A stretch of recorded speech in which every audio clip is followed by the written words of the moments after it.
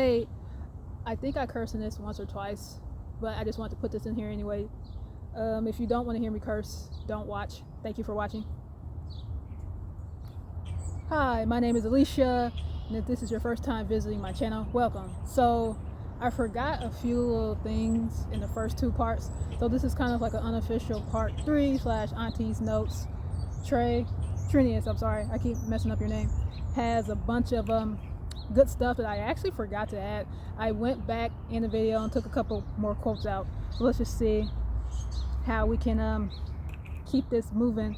I'm trying not to make these videos super long, but they still end up being long anyway. So let's just see if we can do this. Remember in the last clip when I said people be spying on your social media? They're looking on your social media even though they don't like you. He says that he gets a lot of messages from people who have private profiles or have no picture or only one picture. I've had that happen to me a lot on YouTube. People, trolls will make comments on your YouTube and they don't have a lot of videos or anything. Okay, let's see. He says like the page is private and they got a little picture that you can barely see stuff, and it's the people you got to watch out for because they are afraid to show themselves. They're hiding from somebody, they're hiding. And I'm not trying to say that this is everybody, but a lot of these people have ill intentions, and this is how they operate. They operate behind a facade. They got to hide behind a curtain. They always got something to say about everyone else. But these people are your trolls, and these people be at the bottom of your comments and always talking smack. But they have like a cartoon character as their profile picture. Yeah, I see that. The only reason why they're talking is because they can hide their hate that they feel towards you, and they might be spying on you, and that's how they try to do it. They try to hide, and they try to get off on you by trying to hide and inconspicuous and stuff like that, and they be mysteriously low key. And that's the only way they can face the light, your light, and that's the only way they can feel empowered. And he has this little quote that I pulled out. If they put on glasses, right? Like they put on sunglasses or glasses, they don't want you to see their eyes, because a lot of people wear glasses because they don't want you to see their eyes. They don't want you to see into their soul. They don't want you to see into the windows of their soul. Like, that was just a beautiful quote that he has. I pulled it right out because they know they ain't right secretly. And for people who have good spiritual discernment, and when you raise your vibration, it's like you have access to a whole new life and a whole new world. And I have to say that people that went to school with me definitely wouldn't recognize me. I'm a whole completely different person. And when you move up to the next level, people that used to know you will try to drag you back down to the person you once was, because they're not used to seeing you have this little glow up and blow up. I've had it happen to me. And he says that you gain access to a totally different type of world, and it's awkward and it's something new. And they always ask you, how come you're like this now? And it's just like a whole new world that people aren't used to. Like, I feel like even in my life, people are trying to square the old me with the new me.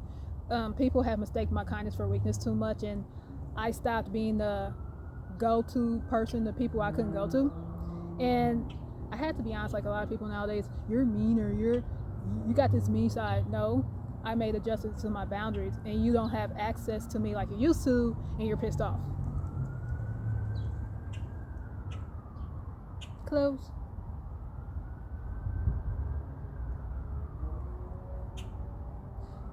And he says something like a very good point, like you're a baby all over again. No, don't want you. And you're relearning life. It's like you're a whole new person. And like he said, the people you used to be friends with, and even your family and people from your neighborhood, they don't even understand who you are. It's like you've changed. Yeah, I've definitely changed. Because I just woke up one day different. I said, hey, I'm going to be responsible for my own healing, my own destiny, and I'm not going to expect anyone else to do it. Enough.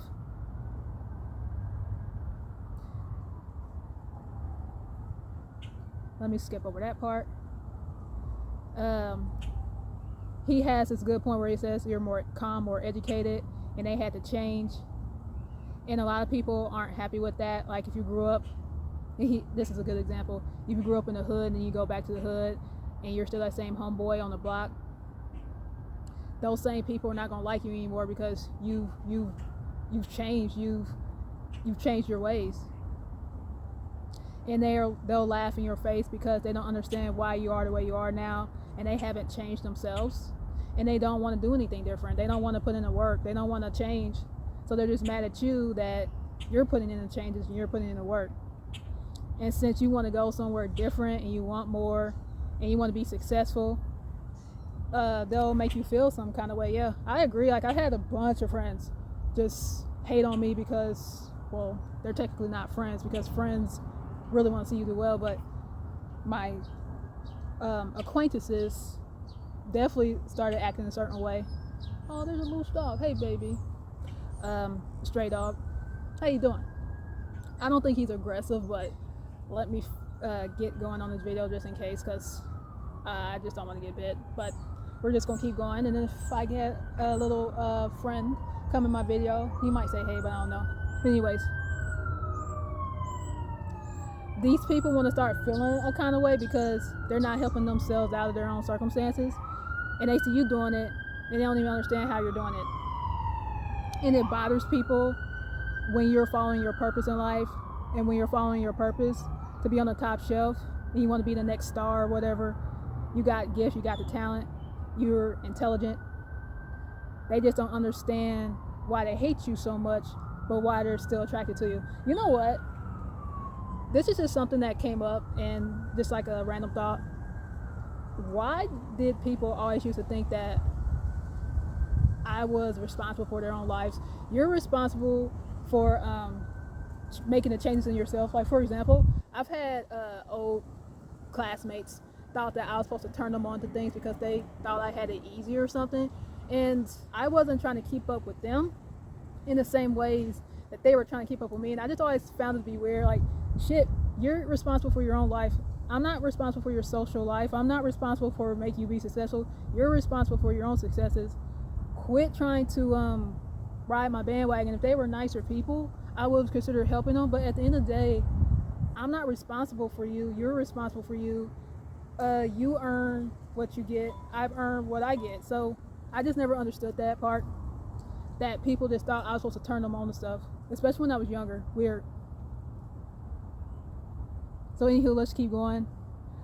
They're attracted to you and trying to link up with you, and they still be trying to come around the mountain. Every time when the sun comes out, they always doing something low-key behind your back. I love this quote. So he says they still try to come around your mountain, and then when the sun comes out, they try to stab you in the back, but then they still want to show up to your party when you have successes, or you know that they can't get what you have, or they feel like they can't get it on their own, so they're going to try to latch on to you because they can't get enough of you, even though they secretly hate you. People are weird.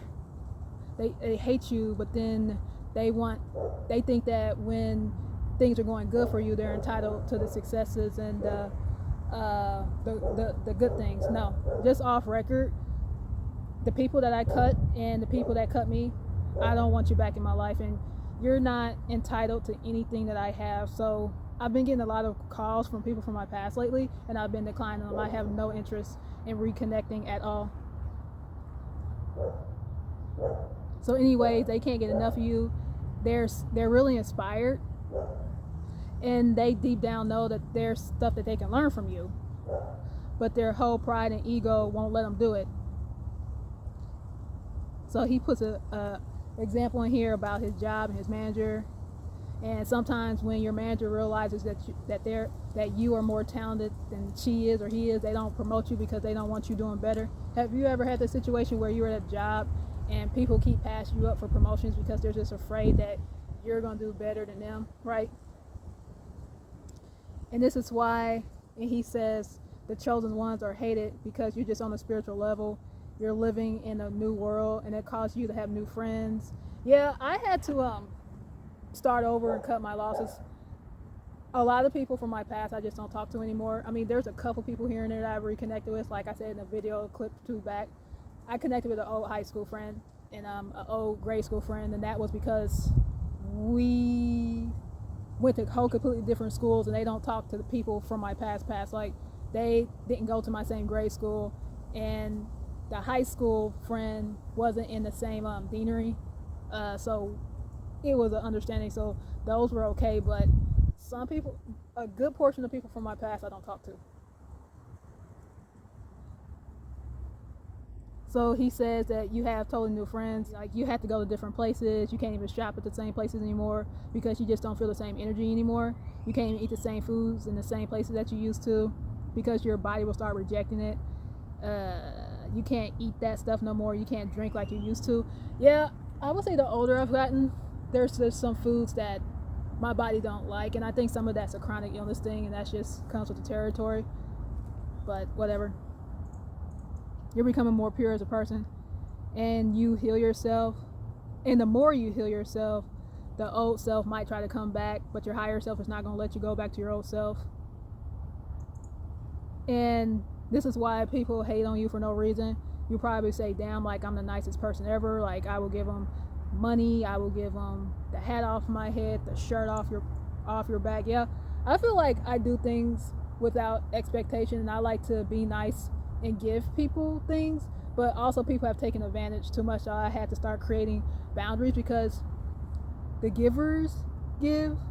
You have to like have boundaries and start giving to people that only respect you, because the what was the one quote that says the givers, I'll think of it later, I'll just go ahead and edit it in.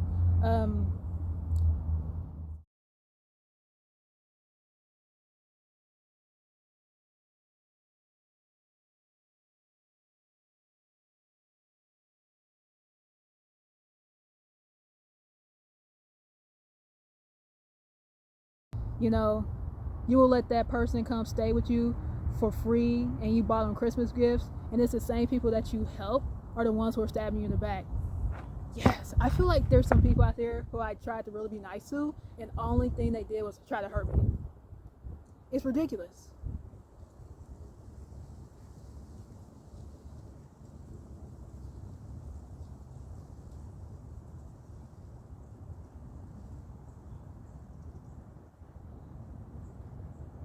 Like, and so at the end, he just said, this is the reason why people hate you, and they don't even have a reason. They just cannot stand the fact that you're doing so good with yourself, and it just turns out to be hate, and hate is just going to be hate. Hate just turns to hate, and most of the time they don't like something about themselves, and they haven't worked on themselves at the rate that you're working on yourselves, and they're not putting out as much work as you are, and they don't like you because you're working hard, and you're just doing good for yourself.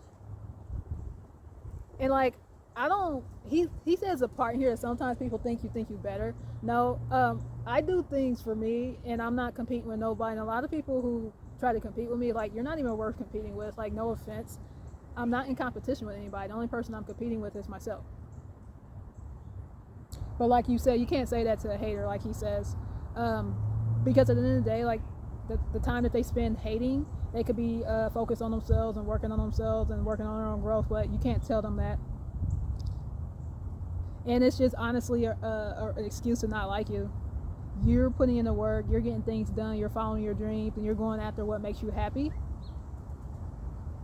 And that's the only reason why some people will hate on you. Like, there's a multitude of reasons people could hate on you, and then there's just a simple reason of, hey, you're blowing up, and you're glowing up, and you're making your life better. So this is Auntie's notes. I'm officially call this part 3 of why people hate you for no reason.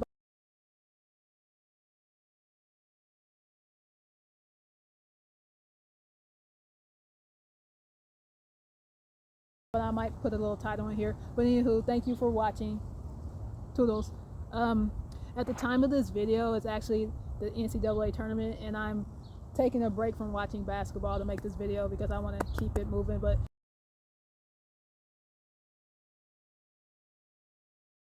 thank you for watching. Talk to you soon.